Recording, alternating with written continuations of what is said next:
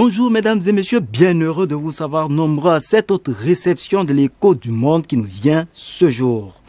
Elle est la présidente de l'Union européenne, Angela Merkel, puisqu'il s'agit d'elle, mesure l'ampleur des chantiers qui l'attendent, entre autres la négociation de plan de relance européenne, la prévention de la seconde vague du Covid-19, la relance des discussions sur le Brexit. La chancelière allemande et ses collaborateurs, il faut le dire, ont préparé depuis des mois cette échéance. Une opportunité qui s'offre à elle de laisser de bons souvenirs à l'échelle internationale avant son retrait. Le jeu en vaut la chandelle, question de redresser son image écornée pour son intransigeante budgétaire lors de la crise grecque. La mandature a été ouverte hier avec la projection sur la mythique porte de Brandebourg à Berlin.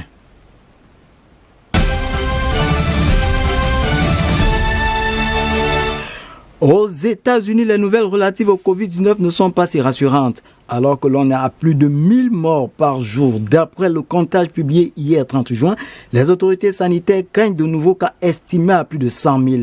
C'est 40 000 cas qui sont détectés chaque jour. Le docteur Anthony Fauci de la cellule de crise présidentielle estime que la pandémie échappe au contrôle des autorités sanitaires. Dans cette sortie du docteur Fauci, accompagné de 3 autres médecins, les Américains et notamment les jeunes sont encouragés à porter le masque et à respecter la distanciation physique.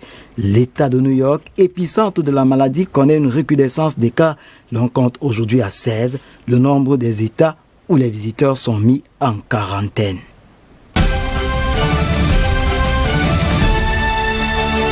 Emmanuel Macron a pris part le 30 juin au sommet de Nouakchott en Mauritanie avec les dirigeants du G5 Sahel, le Premier ministre espagnol et d'autres dirigeants européens par vidéoconférence. Le point a été fait sur la stratégie engagée lors du sommet de Pau le 13 janvier sur la lutte contre le terrorisme. Il était question pour ses partenaires de confirmer le soutien et l'engagement de la France par l'opération Barkhane. Et c'est ce qu'ont fait les dirigeants de tous les pays du G5 Sahel. À l'unanimité, ils ont manifesté la volonté d'amplifier les progrès déjà enregistrés dans la lutte contre les djihadistes.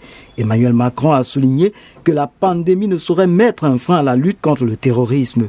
Cette visite marque la première du président français hors des frontières européennes.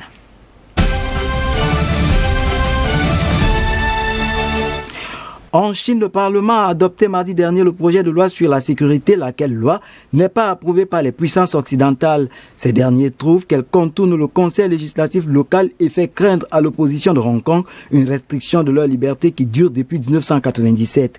La dite loi prévoit des peines pouvant aller jusqu'à perpétuité dans une logique de répression du terrorisme et du séparatisme. Pour le gouvernement central, il s'agit avec cette loi d'assurer la stabilité et mettre fin au vandalisme ayant émaillé les manifestations de 2019 dans cette mégapole de plus de 7 millions d'habitants. Un organe de sécurité nationale issu du gouvernement central devrait être institué à Hong Kong.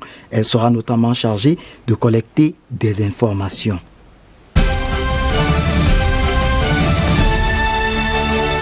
En Cisjordanie, l'on s'interroge sur la mise en œuvre du projet d'annexion de Benjamin Netanyahou dans un contexte de crise sanitaire et économique.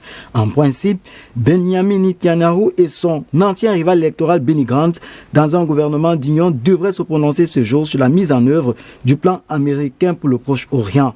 Il en ressort à la lumière de certains observateurs que le gouvernement pourrait temporiser ou commencer l'annexion seulement de certains blocs de colonies.